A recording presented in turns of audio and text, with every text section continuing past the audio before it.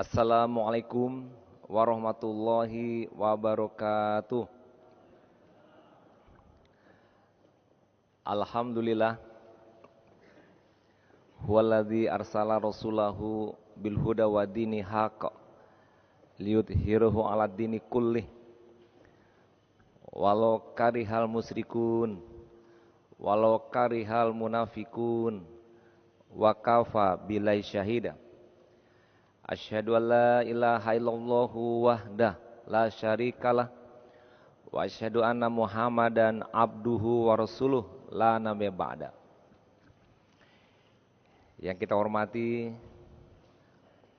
dan tentunya seluruh anggota Majelis Zikir dan seluruh jamaah Masjid Raya Sumatera Barat yang kami banggakan. Dan juga tamu undangan dari TNI juga hadir, mungkin juga yang lain yang tidak bisa disebutkan satu persatu. Tadi saya tanya kepada Pak Nov, apa judulnya Pak Nov tausiah ini? Kata beliau, rumahku surgaku. Jadi judulnya rumahku surgaku. Nabi kita Muhammad Rasulullah SAW menyebutkan bahwa baiti jannati, rumahku adalah surgaku.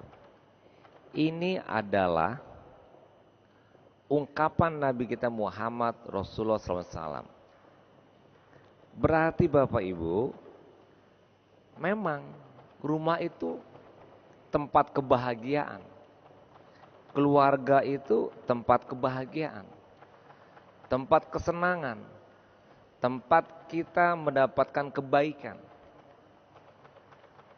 Oleh karena itu Nabi menyebutkan rumah dan keluarga adalah surga. Memang tidak surga sebenarnya. Kalau surga sebenarnya ya jannatun naim, di mana minta tihal anharu kholidina fiha abada. Jadi surga yang sebenarnya nanti di akhirat. Tapi kita pun di dalam Al-Quran digambarkan oleh Allah tentang surga sebagai tempat tujuan kehidupan kita yang sebenarnya adalah surga. Wabtagi fima ataqallahu darul akhirah wala tansa nasibaka minad dunya wasin kama asanallahu ilaika. Akhirat yang dituju, yang dimaksud dalam surat Al-Qasas ayat 88 tersebut adalah kita masuk surga. Digambarkan surga itu indahnya bukan main. Ada sungai-sungai yang mengalir menggambarkan ketenangan. Surga menggambarkan kenyamanan. Surga menggambarkan kebahagiaan. Ada makanan-makanan yang enak-enak. Disebut juga dalam Al-Quran surga ada permadani menggambarkan suatu tempat tinggal yang nyaman. Kemudian juga ada piala-piala penghargaan kepada mereka yang masuk surga. Dan begitu nikmatnya kehidupan di surga yang Allah gambarkan dalam Al-Quran. Ternyata Rasulullah menyebut di dunia pun ada surga dunia, yaitu rumah tangga dan keluarga.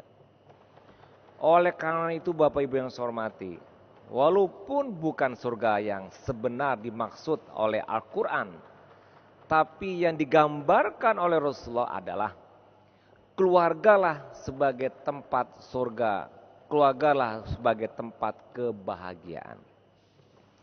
Mungkin kita bertanya, Pak, kalau kantor gimana? Apakah bisa juga kantorku surgaku? Sekolah tempat saya belajar, apakah juga bisa sekolahku surgaku? Di pasar, apakah bisa pasarku surgaku? Di tempat kita main di mana-mana, apa bisa juga tempat surgaku? Tentu tidak. Berarti kebahagiaan itu bukan terletak di kantor. Kebahagiaan itu bukan terletaknya di pasar. Kebahagiaan bukan terletaknya di sekolah. Tapi tetap yang namanya kebahagiaan dalam gambaran surga, ya rumah.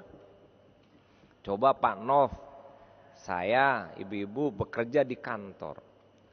Apa betul kantor itu bisa jadi surga yang membahagiakan, membuat hati tenang, tentram, senang? Tidak.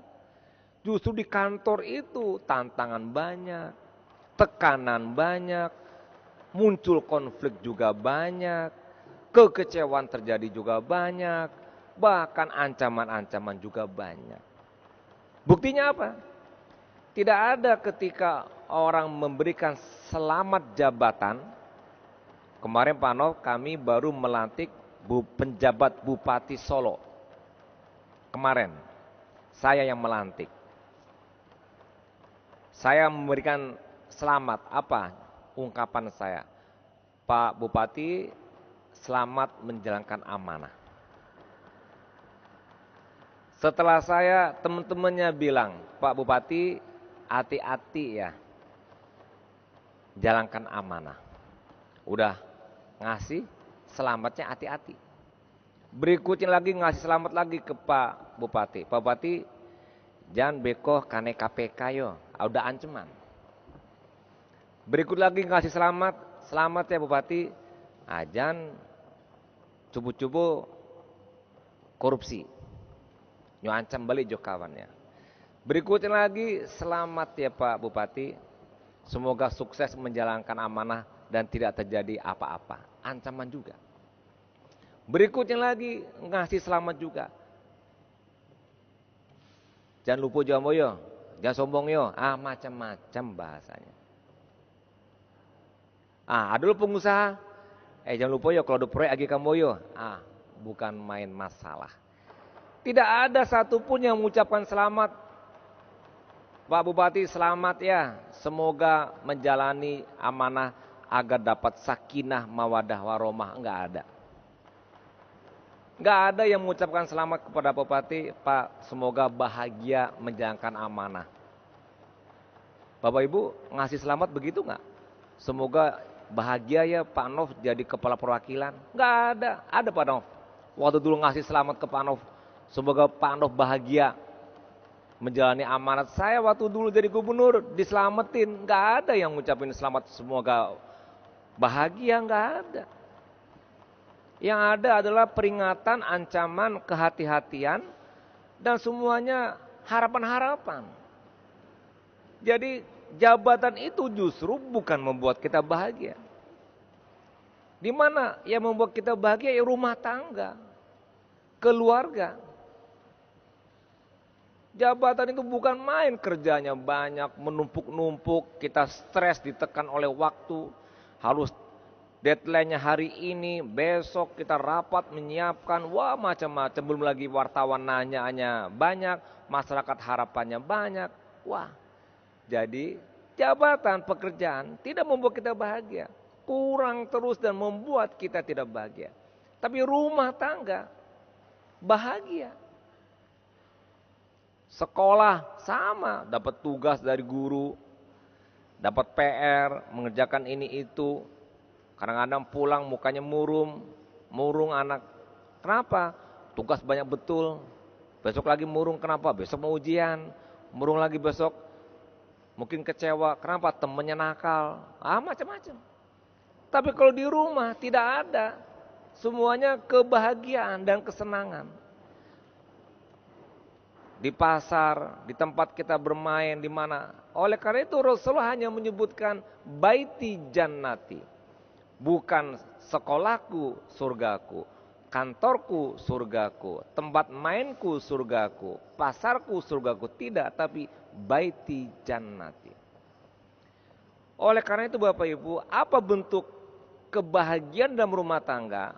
Allah sebutkan dalam pengertian sakinah, mawadah, warohmah. Suatu kebahagiaan yang sifatnya berketerusan sampai mati. Dari mulai ijab kabul akad nikah sampai mati itu bahagia dengan deretan istilah. Pertama sakinah, kedua mawadah, ketiga rahmah. Dan kebahagiaan keluarga tidak ada bosan-bosannya. Coba kalau kita Pak Nov kebahagiaan punya barang. Dulu ingat-ingat Pak Nov, waktu kita kecil mau beli sepeda. Saya ingat betul tuh, minta beli sepeda sama ibu saya, belum dikasih sehari. Besok minta lagi enggak dikasih. Sampai seminggu kata ibu saya tunggu gajian. Karena ibu saya pegawai negeri, nunggu gajian. Akhirnya sampai mimpi-mimpi. Terungkap kata-kata dalam mimpi mau beli sepeda. Ibu saya ngedengerin, waduh anak saya pengen banget sepeda. Akhirnya dibeliin. Senangnya bukan main kita dibeliin. Sampai jatuh-jatuh karena belum bisa naik sepeda. Luka-luka kaki saya. Bahkan kuku kaki saya ini masuk jari. Sampai sekarang masih ada bekasnya nih kaki kuku saya. Tapi nggak ada bosannya pada waktu seminggu 2 minggu pakai sepeda. Sebulan kemudian, kalau masih seminggu 2 minggu, sepeda orang megang nggak boleh, orang pinjam nggak boleh, adik-adik nggak boleh, pokoknya nggak boleh, ini sepeda saya. Senang dan bahagia dengan sepeda baru. Sebulan lewat, ditanya sama ibu saya, mana sepedanya Wan? Nggak tahu. Lo kok nggak tahu? Iya, lupa di mana taruhnya. Udah lupa itu sepeda yang katanya senang. Artinya sudah nggak bahagia lagi. Sudah biasa saja dengan sepeda yang saya miliki. Udah setahun, ya udah masuk gudang. Maunya motor. Maunya berikutnya. Mungkin bapak-bapak punya mobil, senang. Wah, udah ngumpulin duit 20 tahun sebagai pegawai negeri, nabung-nabung dapat mobil. Tapi saya rasa setahun senengnya itu 2 tahun dilap tiap hari. Ya, tapi setelah itu mungkin udah biasa saja perlakuan, tidak lagi merasa bahagia karena sudah biasa. Itu kepada barang. Coba Pak Wardas, nih Pak Ustadz kita nih, gimana dia? Atau Pak Anof, dengan istri gimana? Ada bosan nggak? Pak Wardas, jurang rumah bosan nggak? Bosan enggak jurang rumah? Ala sekian tom, ala bosan? Bosan apa enggak? Kan enggak bosan enggak?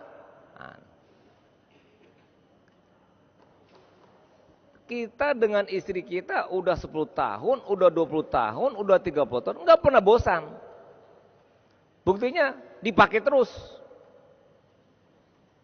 Ini Zakia galak-galak, dia ada galaknya ke Zakia. Galak-galak paham atau malu galaknya kan? Itu dengan keluarga.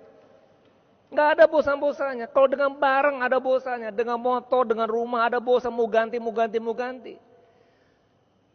Dengan anak nggak ada bosannya. Oh anak saya aku ganti dengan anak yang lain. Nggak bisa. Sampai tua pun anak kita anak nggak ada bosan-bosannya. Bahkan sebagai pelipur lara. Sebagai qurratul a'yun dalam Al-Quran. Keluarga besar ada lagi cucu. Wah tambah semakin semangat, semakin muda, semakin bergairah, semakin bahagia. Gak ada bosan-bosannya. Makanya kata Rasulullah, baiti jannati. Yang menjadi jannah, jadi surga tempat kebahagiaan, ya keluarga. Pekerjaan bisa hilang. Jabatan bisa hilang.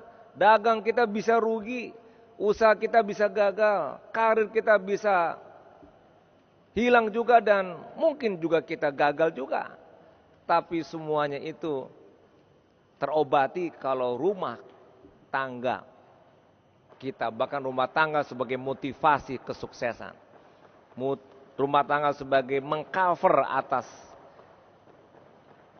kegagalan-kegagalan di luar rumah. Jadi ketahanan rumah tangga itu suatu keniscayaan bagi kita, bukan buat negara. Negara urusannya kedua.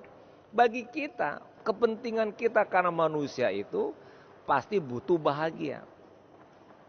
Jadi kalau barang itu bisa bosan, kalau jabatan sebagai bisa mengancam dan tidak membuat kita bahagia, bahkan resah, gelisah dan rusuh dan bisa kecewa. Tapi di rumah tangga tidak ada kamusnya itu. Yang ada kamusnya sakinah, mawaddah, warahmah. Yang menggambarkan kebahagiaan simultan. Yang dalam Al-Quran itu kalimatnya adalah fi'il mudhari'. Bukan fi'il madi.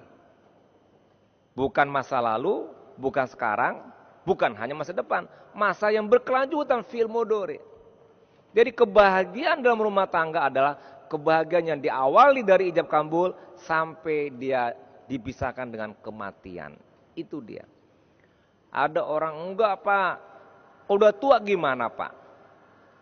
Udah kakek-kakek, udah nenek-nenek, tentu udah nggak bahagia lagi Pak. Kata siapa? Allah bagi kebahagiaan kepada suami istri keluarga yang udah nenek-nenek kakek dengan rahmat. Makanya sakinah mawaddah warahmah. Rahmah itu di ujung dapatnya. Kalau fisik udah habis, udah keriput-keriput, udah pakai tongkat segala macam. Tapi kebahagiaan tetap akan didapati dalam bentuk rahmah, mawaddah warahmah. Rahmanya didapati. Kalau sakinah itu lebih kepada fisik. Waktu muda-muda dapatnya sakinahnya banyak. Karena fisiknya tertarik, cantiknya, gagahnya dan sebagainya. Tapi usia berlanjut rumah tangga tetap bahagia. Kemarin lalu hari Minggu tokoh kita Pak Basril Jabar meninggal istrinya. Dia cerita selama 10 bulan terakhir dia tidak kemana-mana menemani istrinya. Sampai kemudian meninggal. Dan memang nampak sedihnya beliau. Dan saya melihat beliau adalah sosok suami istri yang sudah usia 70-an tahun. Bisa dijadikan contoh kebahagiaan. Berdua pergi, bersama pergi segala macam. Nampak bahagianya keluarganya. Jadi saya ingin mencontohkan, sudah tua pun bahagia.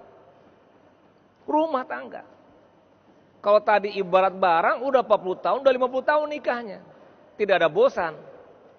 Tidak ada kecewa. Dan itulah rahasianya kata Rasulullah, rumahku, surgaku. Keluargaku, surgaku. Jadi kalau esensialnya kebahagiaan itu memang di rumah tangga itu. Pekerjaan paling fakot fas, semoga Anda sukses, semoga Anda berhasil. Tapi tidak selalu diiringi dengan kebahagiaan. Nah, Bapak Ibu yang saya hormati, mari kita jaga keluarga kita dengan keluarga, dengan ketahanannya. Supaya mendapatkan keluarga yang bahagia tadi. Jadi Bapak Ibu, perlu ditanamkan kepada diri kita, kalau kita hidup mau bahagia, maka keluargalah yang harus kita jaga. Keluarga yang harus kita pelihara, keluarga yang harus kita bina. Pekerjaan oke, ada saatnya. Sekolah oke, ada saatnya. Karir oke, ada saatnya. Tapi yakinlah semuanya itu tidak membawa kebahagiaan hakiki.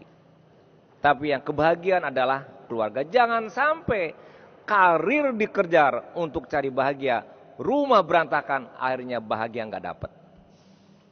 Jabatan dikejar, keluarga tertinggal. Jabatan dapat, bahagia hilang. Sekolah dan seterusnya dikejar, anaknya berantakan, gagal rumah tangga, akibatnya tidak bahagia. Siku tabang siku lapeh, yang dicari lain yang dapet enggak. Jadi Bapak Ibu, terbalik, keluarga yang kita dalami dan yang lain pasti mengikut. Keluarga sukses, pekerjaan pun akan sukses. Dan tidak sebaliknya. Nah tentu pertanyaan, bagaimana kita untuk mendapatkan baiti jannati? Ada dua cara umum. Pertama, pendekatan kemanusiaan. Antar kita, suami istri, dan antar keluarga dengan anak dan keluarganya. Hablum minanas. Dan yang kedua, hablum minallah. Yaitu bagaimana kita kepada Allah sehingga keluarga kita mendapatkan kebahagiaan. Keluarga bahagia yang pertama didekati dengan pendekatan antara kita. Pertama, ta'aruf. Kita harus saling mengenal pasangan kita. Mengenal suami, mengenal istri, mengenal anak. Anak tuh tahu apa? Karakternya, pertumbuhan perkembangannya, developmental task. Anak menangis, awak berang-berang. Padahal anakku usia 2 tahun. Nah berarti itu gak ngerti dan gak kenal dengan anak. Anak ada 2 orang, karakternya pasti beda-beda di Samuan Jojo awak. Itu nggak kenal dengan anak. Akibatnya rumah tangga karena tidak saling mengenal ta'aruf, maka muncul masalah, muncul soal, muncul konflik, sehingga pertengkaran, perbedaan pendapat meruncing menjadi suatu persoalan dalam rumah tangga. Karena ta'aruf. Suami istri nggak kenal karakter suami. Suami nggak kenal karakter istri, hobinya, kesenangannya. Selama tidak melanggar syariat, tidak apa-apa, kita terima dan kita tolerir karakter masing-masing pasangan. Jangan dipaksakan karakter istri seperti mau suami. Jangan paksa karakter suami seperti maunya istri. Nggak ketemu. Karakter kita itu dibentuk oleh lingkungan kita, orang tua kita, sekolah kita, main-main teman, pergaulan dan sebagainya. Yang semuanya berbeda. Yang bisa membuat karakter kita berbeda. Maka harus kenali at-ta'aruf. Kita kenali secara mendalam tidak hanya perilaku tapi nafsian, kepribadian. Juga fikrian, pemikiran, ide, gagasan, pendapat dan juga gagasannya. Dan juga adalah nafsian, fikrian dan jasadian. Perilakunya, jasad, fisik dan sebagainya. Kita kenali. Harus begitu supaya kita mengenal. Ada yang sudah kawin 20 tahun, ditanya, "Bako hendak ke rumah, ambo berang jo istri." "Bako berang jo istri." Istri cerewet tauri. Coba, udah 20 tahun. Marah sama istrinya karena istri cerewet. Padahal ketika hari pertama saja dia menikah, udah tahu istrinya cerewet. Kan cerewetnya kan nggak muncul tahun ke-10, tahun ke-20. Memang udah karakternya. Marah sama istri karena cerewet udah kawin 20 tahun. Jadi bagaimana? Tandanya dia nggak kenal dengan istrinya. Harusnya kenali, ya udah. Ternyata takdirku dapat istri cerewet. Begitulah mesti dia terima. Jadi awak terima salah cerewet. Kadi pangan lai. Alaiko nasib ambo. Tapi bini cerewet. Dengan sikap seperti itu. Dia mengenal istri. Akhirnya tidak terjadi konflik. Sehingga dia tidak ada lagi cerita nggak mau datang ke rumah. Itu cerewet. Ada itu bapak ibu. Iko apa duduk di lapo sih. Pokok apa dikantusin dan pulang malam. Ayo tiba di rumah. Bini macam-macam senyo. Minta itu dan sebagainya. Dan banyak lagi konflik-konflik yang sebetulnya tidak perlu terjadi. Kalau diawali dengan at-ta'aruf. Singkat saja bapak ibu. Berikutnya at-tafahum, saling memahami. Perbedaan itu harus kita saling pahami dalam membangun rumah tangga. Jangan awak kesuwo, bini kakida, konflik terjadi. Sehingga tidak saling memahami, tidak saling menghargai, tidak saling mencintai, menghormati, menerima, tidak mau juga saling memaafkan. Tidak terjadi tafahum. Akhirnya suami istri ala 2 hari, 3 hari, seminggu tidak sapo-sapuan. Padahal satu rumah, satu kamar, satu tempat tidur. Yang cik maduka kida, yang cik maduka suwo. Coba tanya masing-masing bapak ibu, kalau itu kejadian kepada kita. Bapak Nov, bahagia apa tidak? Tidak bahagia. Ibu-ibu, bahagia apa tidak? Kok tidak menjawab awak tanya? Hah? Kalau ada masalah di rumah, ada enggak? Yang mengece adu masalah acung tangan. Yang enggak adu masalah acung tangan. Enggak adu kok manusia tuh sih ada. Kalau ada yang mengatakan tidak ada masalah, berarti malaikat tuh yang jawe. Kalau manusia pasti menjawab, aduh lah masalah Pak, kami kok manusia. Pastilah pendapat kami kok beda-beda, tidak mungkin sama. Nah, Bapak Ibu yang saya hormati, buat apa konflik? Mendegengsi Pak, awak purusi Pak, bundukan doang. Laki itu kan disiko bantu abunya mesti mengalah jambo. Dan abu nyapu duluan.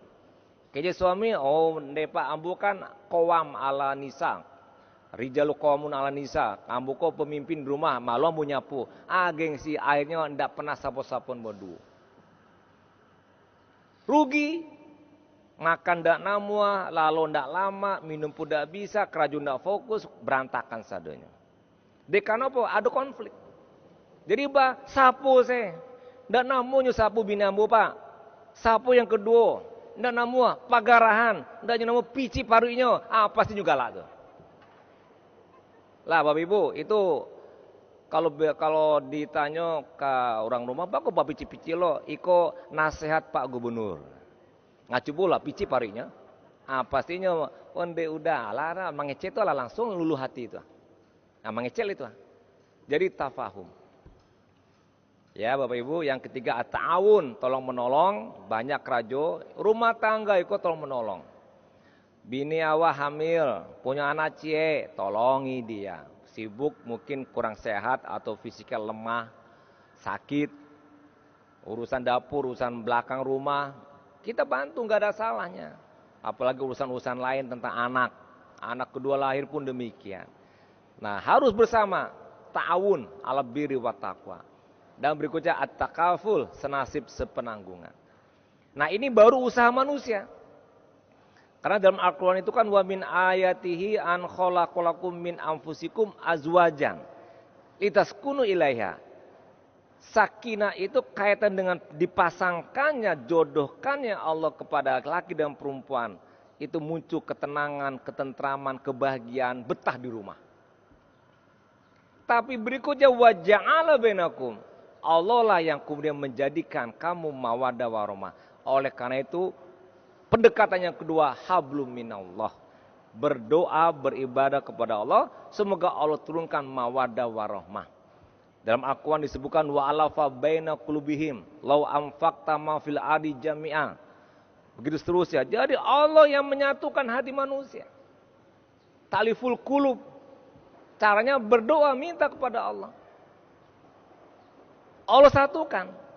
Dengan ibadah berjamaah bersama-sama, sholat maghribnya atau subuhnya, beribadah sama, berdoa, melaksanakan kegiatan-kegiatan ibadah. Allah satukan, mantaplah keluarga mawaddah warahmah. Sehingga kebahagiaan yang disebut oleh Rasulullah baiti janati itu bisa terpenuhi dan tercapai.